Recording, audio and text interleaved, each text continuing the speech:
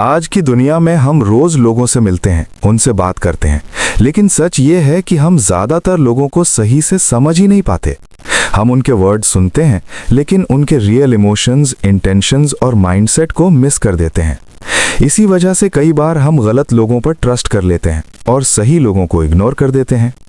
अगर आप किसी इंसान को सच में समझना चाहते हो, बिना उसके बोले, उसके बिहेवियर से, उसके बॉडी लैंग्वेज से, उसके स्मॉल एक्शन से, तो ये स्किल आपकी लाइफ कंप्लीटली बदल सकती है।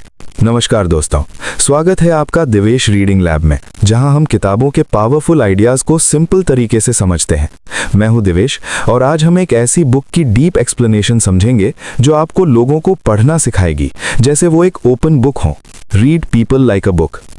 ये किताब हमें सिखाती है कि हर इंसान अपने वर्ड से ज्यादा अपने एक्शंस से रिवील करता है। हमें बस सही सिग्नल्स को पहचानना आना चाहिए।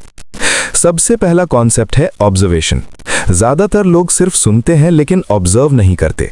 जब आप किसी इंसान को ध्यान से ऑब्जर्व करते हो, उसकी बॉडी लैंग्वेज, उसके फेशियल एक्सप्रेशंस, उसकी वॉइस टोन, तो आपको बहुत कुछ पता चलने लगता है। उदाहरण के लिए, अगर कोई इंसान बात करते वक्त आई कांटेक्ट अवॉइड कर रहा है, तो हो सकता है कि वो नर्वस हो या कुछ छुपा रहा हो। दूसरा कॉन्सेप्ट है बेसलाइन बिहेवियर।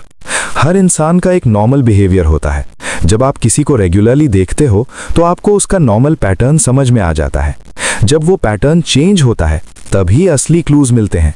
अगर कोई नॉर्मली कॉन्फिडेंट है लेकिन अचानक हेजिटेंट हो जाता है, तो इसका मतलब है कुछ तो अलग है। तीसरा कॉन्सेप्ट है नॉन वर्बल कम्युनिकेशन। रिसर्च के अनुसार कम्युनिकेशन का बड़ा हिस्सा वर्ड्स से नहीं बल्कि बॉडी लैंग्वेज से होता है। Crossed arms, restless movements, fake smiles, ये सब हिडन सिग्नल्स होते हैं जो इंसान के रियल इमोशंस को रिवील करते हैं। चौथा कॉन्सेप्ट है माइक्रो एक्सप्रेशंस। ये बहुत छोटे फेशियल एक्सप्रेशंस होते हैं जो 1 सेकंड से भी कम समय के लिए आते हैं, लेकिन ये इंसान की रियल फीलिंग्स को रिवील कर देते हैं। जैसे अचानक एंगर, फियर या सरप्राइज का दिखना, ये सब अनकॉन्शियस रिएक्शंस होते हैं। पांचवा कॉन्सेप्ट है इमोशनल इंटेलिजेंस।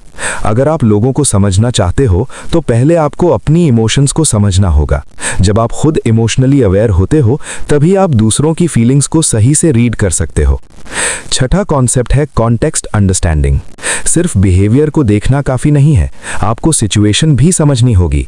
हर रिएक्शन का एक रीजन होता है, बिना कॉन्टेक्स्ट के आप गलत जजमेंट ले सकते हो। सातवां कॉन्सेप्ट है लिसनिंग बियॉन्ड वर्ड्स। लोग जो बोलते हैं उससे ज्यादा इंपॉर्टेंट है कि वो कैसे बोलते हैं। उनकी टोन, पॉज, हेजिटेशन, ये सब क्लूज देते हैं कि वो सच बोल रहे हैं या नहीं। आठवां कॉन्सेप्ट है पैटर्न्स पहचानना। एक सिंगल एक्शन से जजमेंट लेना गलत है, लेकिन जब आप पैटर्न्स देखते हो, रिपीटेड बिहेवियर को ऑब्जर्व करते हो, तब आपको सही पिक्चर दिखती है। इस किताब का मेन मैसेज ये है कि लोगों को समझना एक स्किल है जो प्रैक्टिस से डेवलप होती है। आपको हर छोटी डिटेल पर ध्यान देना होगा और धीरे धीरे आप लोगों को बिना बोले समझने लगोगे। अगर आप इस स्किल को मास्टर कर लेते हो तो आप बेटर डिसीजंस ले पाओगे, बेटर रिलेशनशिप्स बना पाओगे और लाइफ में कम गलतियां करोगे।